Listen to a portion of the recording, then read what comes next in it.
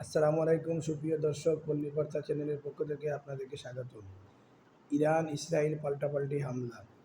ইরানের রাষ্ট্রীয় সদর দপ্তর ও রেডিও সদর দপ্তরে হামলা চালিয়েছে ইসরায়েল। ইসরায়েলের ৪৪টি ড্রোন ও কোয়াড্রক স্কোয়ার ভূপাতিত করার দাবি ইরানের। ইসরায়েলে পরমাণু হামলার হুঁশিয়ারি দিয়েছে পাকিস্তান।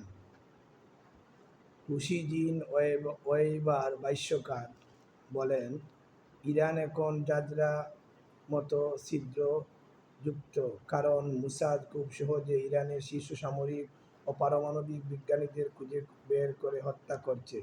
তিনি এই ধরনের হামলাকে সন্ত্রাসী হামলা বলেছেন। সেন-ই ভাষ্যকার, ইরানের ভেতর থেকে কেউ কি ইসরায়েলের সঙ্গে আঘাত করছে?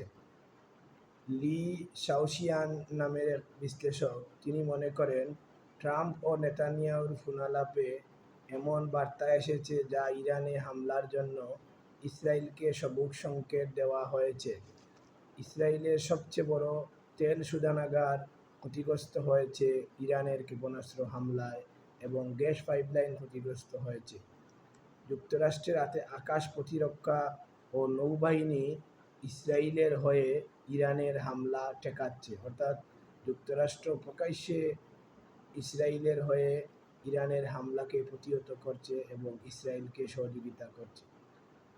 আমরা উভয় দেশের যুদ্ধ বন্ধ চাই, শান্তি চাই। আমেরিকার এরকম নক্কারজনক হস্তক্ষেপের এবং আগ্রাসী ইসরায়েলিকে হস্তক্ষেপ সুযোগ করে দেওয়ার তীব্র নিন্দা জানাচ্ছি। উচিত আন্তর্জাতিক নেতৃবৃন্দের দুই দেশের যুদ্ধ বন্ধ করে শান্তি প্রতিষ্ঠা করা।